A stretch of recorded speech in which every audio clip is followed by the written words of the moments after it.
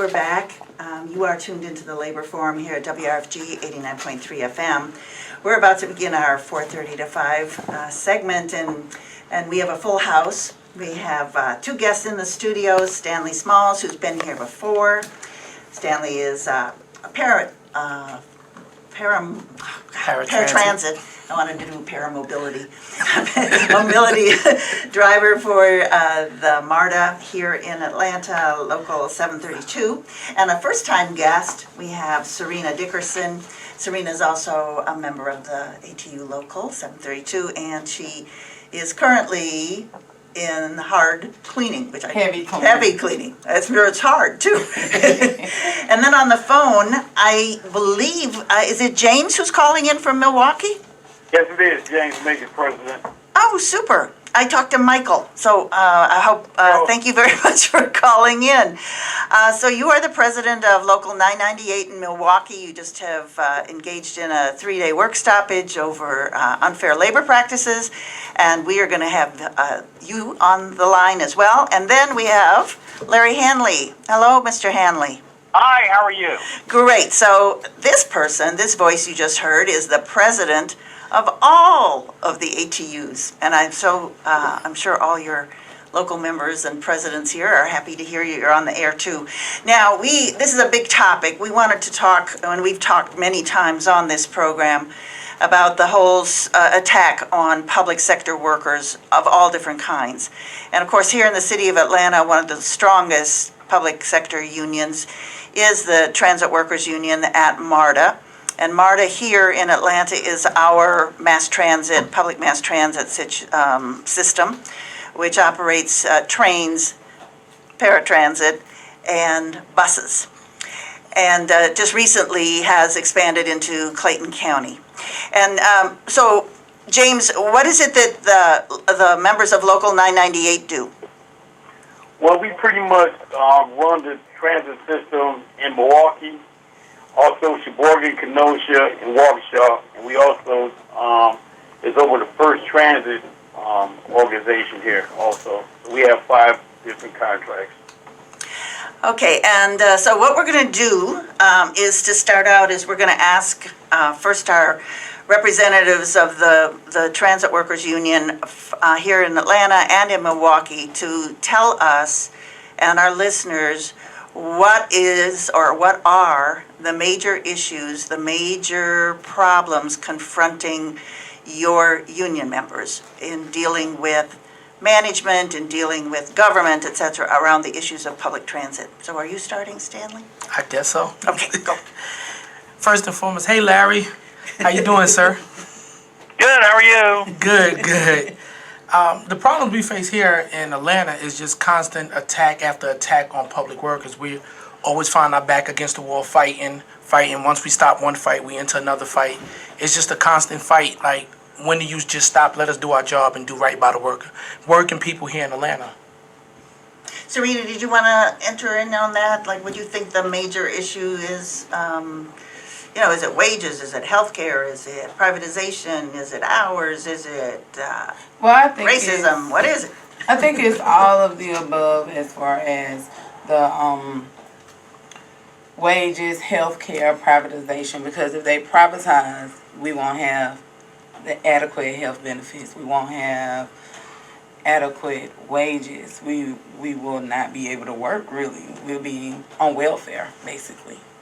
And your department currently is one of the departments that they're considering to contract out, is that right? Yes. So this would be the second time I would be put in a position where I wouldn't be able to provide for my family. I would have to go and get food stamps. I would have to figure out a way to feed my kids.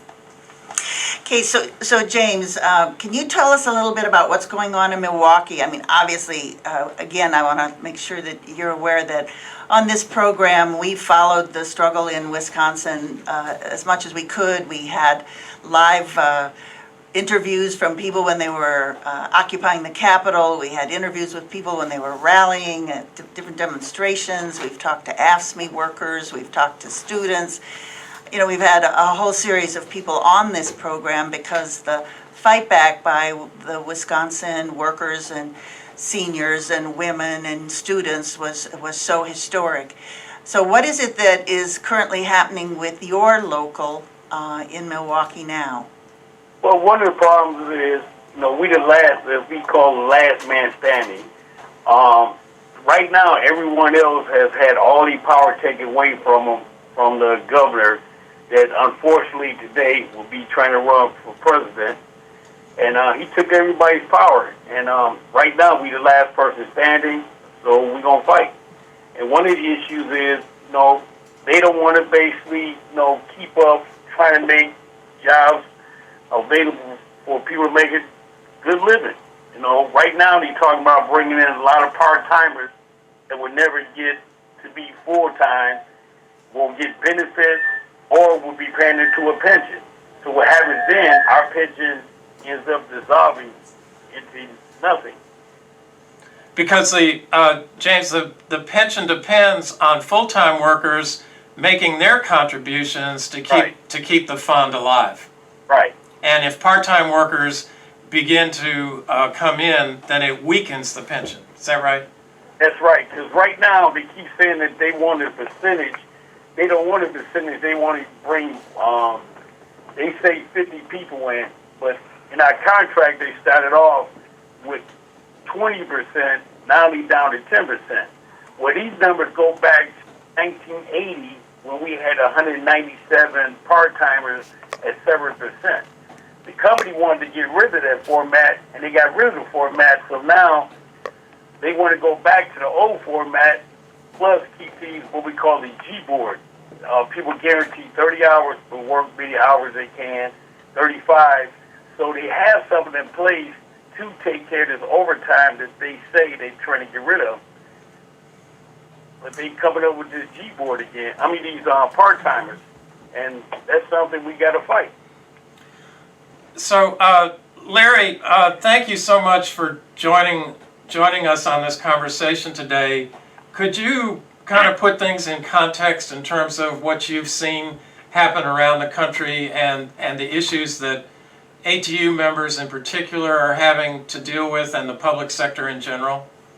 Sure, and it's not just happening here in the U.S., it's happening all over the world. The ATU represents a substantial number of people both in the U.S. and Canada, and we are seeing very similar trends in both countries. Essentially what's happened in the course of the last 5 years is that the wealthy people in America have decided it's time to repeal all the positive things that happened in the second half of the 20th century. Everything from broad advanced education for our people, better public education, to worker rights, decent wages, a share in the economy that was more fair for working people. All those things have been under attack, and whether it's been in Wisconsin with all the notoriously anti-worker tactics of Scott Walker, to most recently in Boston, and I want to pause for a moment and point out this is not just an effort by the Republican Party.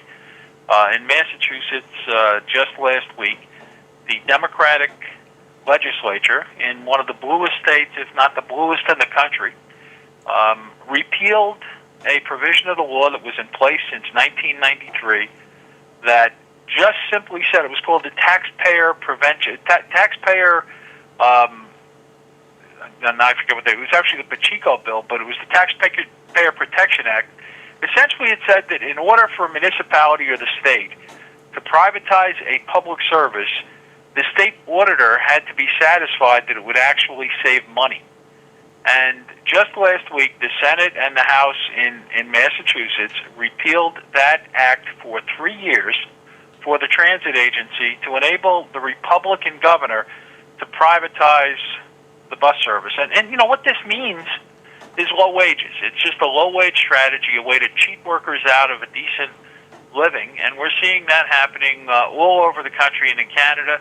And an example in New York City, for example, is where school bus workers had a protection built into the city regulations for 50 years that guaranteed that as their work migrated from one school bus company to another in this privatized environment, they would continue to keep their union contract, their wages, their pensions, their seniority. And Mayor Bloomberg stripped them of that in 2013. We had a long strike, and we're still fighting to recover from that. So this is a broad attempt to strip from workers the wages they deserve and their ability to raise their kids and to have a decent economy. Thank you for that. We actually had some of those New York parents and bus drivers on in 2013. I raise that because the issues that impact workers in one part of the country are replicated over and over, and it's important that we get lessons from each other about both what is happening and then how to combat it. So that actually leads me to my next question, and I want to ask all of you if you wouldn't mind talking about, the attacks are severe and they're on every level, and there's a great deal of propaganda that comes out in the big business press that makes it seem as though public sector workers are somehow taking advantage of the taxpayer, and that everything will work so much more smoothly and better if it's just done under a for-profit motive by corporations. So I want to ask all of you, given the severity of the crisis, and we opened the show up talking about, and we've been talking for several weeks again about what's going on in Greece and the attacks on workers there. How is it that you in your local or you in your city are working, what is your strategy for fighting back? How is it that you're resisting? What are the things that you think your experience teaches the rest of us? So I'm going to start here in Atlanta again with either Stanley or Sarena. Okay, I'll go first. Okay. Well, speaking to our president, our local president here, Curtis Howard, he's prepared to leave no stones unturned. We're going after any and everybody that's waging war against us. It's war back on them, and that goes to exposing faulty numbers to go ahead and pull outsourcing off, attempt to pull outsourcing off here in Atlanta, using faulty numbers, using a botched KPMG report as well to fuel their agenda. So we'll be organizing our members, organizing our passengers, speaking to everybody that has ears to listen and letting them know this is not right. We need your help. We need your support. Going to the MARTA board, asking them, urging them not to do it. Go to the commissioners who appointed them, telling them they don't need to do this. Here's why. Here's the faulty numbers that they actually turned over to us via open record request, that this is not right. They're saying that they're saving money, but they're actually not saving any money when you openly said openly that it's $21 million on the open market, and we find out paratransit is being ran under market value at $19 million. So we plan on a full-out blitz in the coming days, actually. We started today calling Mr. Parker himself, asking him not to do it, and to come to find out after a few phone calls, he had them change his extension today. So, Sarena, did you want to say anything about that? Or Well, to piggyback off of what Stanley already said, we're focusing on a more of an organizing culture instead of a mobilizing culture. So we're reaching out to all of our members to get them more involved, because it's power in people. We only look at the money because it is power in money, but we only have people. So we have to get the people more involved, and that's what we're doing. We have to let the people know that it does affect everything, your health benefits. How are you going to be able to adequately take care of your kids? So that's what we're doing. So James, you all just had a 3-day work stoppage over unfair labor practices, and I saw some of the pictures on your Facebook page. It looked like you had some really terrific rallies and turnout. Could you talk a little bit about how you approached, doing something like that, and especially in terms of how it impacted your riders? Well, right now, I'm reaching out to the public and let them know process was. Here in Milwaukee, somebody decided not to go to arbitration, and they admitted that they knew they was going to lose in court. So what I'm doing is I'm giving that information out to the public. Hey, 3 days wasn't caused by us. It was just action from what the company, pretty much forced us to do. And we have a lot of public that's kind of catching on to it, especially the ones that get a chance to read this paper that they gave us, and they want to go because they knew they was going to lose. Also, we have an advantage because like I was saying before, we the last man standing. So everyone else that, fell to the wayside is now standing up again next to our side and fighting. So everybody that he pretty much, put to the side and thought they was gone, and he had them, pretty much put to the side, is now standing with us. So that's where we are now. Electricians, construction workers, even people that supported him, standing with us now. Okay, and so Larry, you get the big national question. How is it that the international as a whole is taking this incredible challenge by big money on? Well, the first thing is that if Smalls got my extension number, I would change it also. No, but Sarena really, touched on it. What we are doing is working with, training our locals, urging them to reach out, not just in crisis time, but when there's no crisis, to the riders who ride our systems. We have 100 people who ride our buses and trains for every member we have, and if we can organize the riders to stand up and fight back. And by the way, I should be very clear that the things that have happened in the last 6 or 7 years in America, with respect to the ever-increasing cuts in service, the increases in fares around the country, these have been taxes on the working poor, on people that actually play by the rules and get up every day and go to work.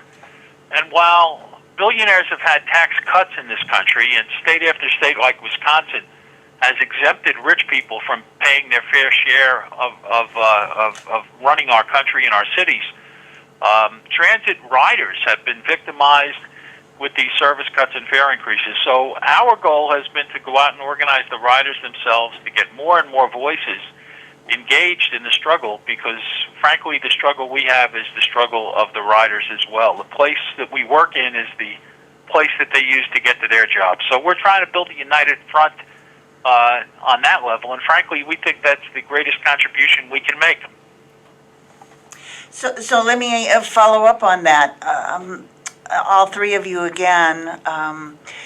So do you get the sense that other unions and other community groups are appreciating this need? I mean, it's not just a need; it's an absolute necessity for all of us who are being impacted by what are really austerity cuts.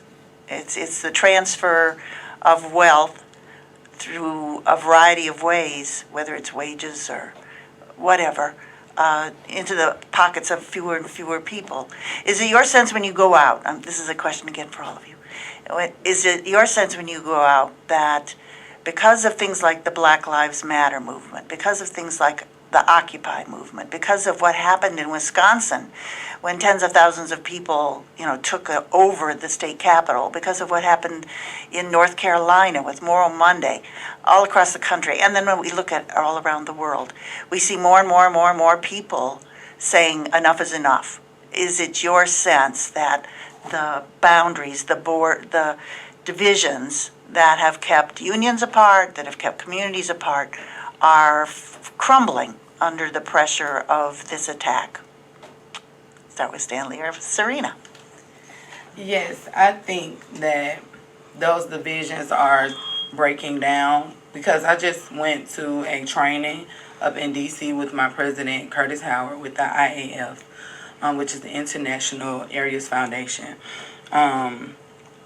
We did a training for leadership and learned skills of how to have one-on-ones communicating with different people. But you draw people in by knowing their personal views, what makes them tick, what makes them want to be involved, what makes you want to fight, and things like that. But it was a big group of not only labor, but it was labor and community, faith organizations, all of those things.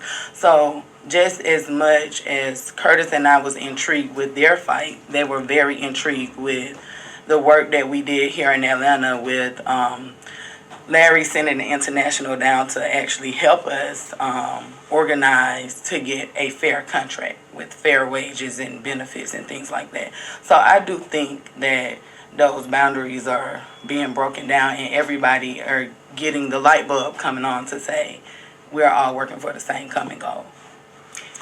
Is it okay if I go right away to James, because we only got a few minutes left? Sure. James? Yeah, right now, like I was saying, we pretty much all standing together now. Most of our rallies, we had walking with us, construction workers.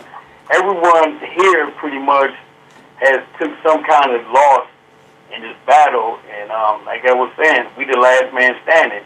So now what I'm doing is I'm regrouping and getting everyone involved, and everyone stepping up to the plate. So we understand it's just not our fight, it's everyone else fighting, and everyone's fighting with us.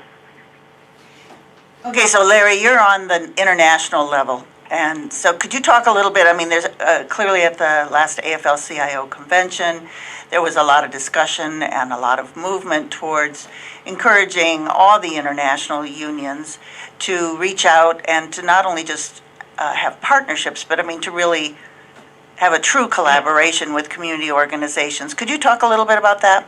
Yeah, well, some are not. It has been, the direction that has been coming from Rich Trumpka and folks down at the AFL-CIO has been to try and encourage international and local unions to have serious relationships with groups in the community, understanding that, labor has been pushed to the point that we are now 7% of the, or less, 6%, I guess it is now, of the private sector, and a diminishing percentage in the public sector. So it's simply a matter of survival that we as a labor movement have to find ways to reach out beyond our borders and involve the community. In the ATU, we have been at that for the last 5 years in a very serious way, and we're working very hard to get, as I said, our riders are the people with whom we have the most in common, and they have been victimized just as our members have over the last 5 to 10 years. So we absolutely understand that it's important. I can't say that everybody is there, but many are taking up that fight. Last week, we had two members of the Georgia AFL-CIO staff here on, and it was talking about an initiative to raise education around the question of racism in unions. And I was wondering, again, I'll ask all three of you, or all three, actually four, but three different places, how much you think, I mean, it's important for people to understand their own working conditions, that their wages are getting cut or their benefits are getting cut. But there are big issues, clearly, the massacre that took place at Emanuel AME, the Confederate flag and all the other symbols of white supremacy, the issues of, there's so many issues, immigration, police brutality. How, and there's only a couple minutes left, how is it that those issues impact your ability to organize around your job rights? I'll let anybody who wants to, because there's only a few minutes left. Is there somebody Larry. on the phone? Larry.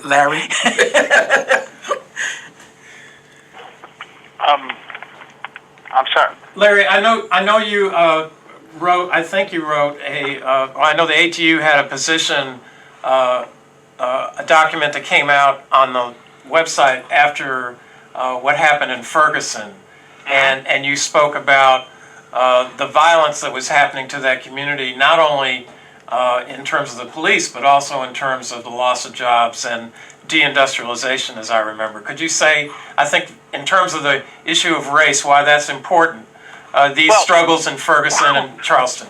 Well, the point that I tried to make, and this was a point made by Kareem Abdul-Jabbar at the same time, I actually quoted him in the piece that I did it on HuffPo.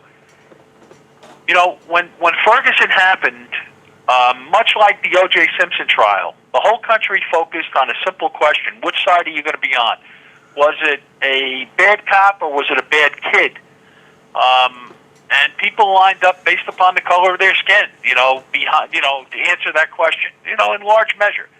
And the point that I made at the time was that there are much bigger pressures in our society that brought that cop and that kid together on that corner. And those are the root causes of these problems. They're economic. What happened, Ferguson in many ways is an example of what Republicans have been pushing in this country, which is let's lower taxes, and the way they make up for the taxes in order to provide services is they create fines, penalties, and fees. And when you do that, poor people are less likely to be able to pay for the tickets they get, the parking tickets, the speeding tickets, the red light tickets. And then what happened in Ferguson is you have a situation where people were being criminalized for not being able to pay fines. And it was that kind of a lower tax on the rich environment that created the kind of societal pressure that brought those two people together and resulted in the whole country being transfixed on that question of which working class or poor person was responsible for this. And the answer is it's neither. The answer is we have to fix our society, we have to fix our tax structure, we have to have economic fairness. And when you don't, you end up with the dumbing down of the problem and people making it into a race issue when in the end it's a class and economic issue. And I think that was the issue. That was the point I was trying to make in that, and I think it's something that's really worth us focusing on as we enter into a continued time of austerity throughout the world. I want to thank all of our guests so much. Folks who you were listening to, the voices you heard were Larry Hanley, president of the ATU, Amalgamated Transit Union, calling us, I guess, from D.C. I don't know where you were calling us from, but thank you. And then we had James. I'm sorry, James, I missed your last name. Macon, M-A-C-O-N. Calling us president of Local 998 in Milwaukee. Good luck with your struggle there against Scott Walker and all the others. The Koch brothers, Else and all the others. And here in Atlanta, we had Stanley Smalls and Sarena Dickerson with Local 732 of ATU. I want to thank all of you, and Paul, thank you so much for helping to get this program together. And thank you again, Chris, whose birthday it is today, and Ozzy for videoing. You can watch this program on the Labor Forum YouTube channel. We'll see you again next week. Thank you, Larry. Thank you.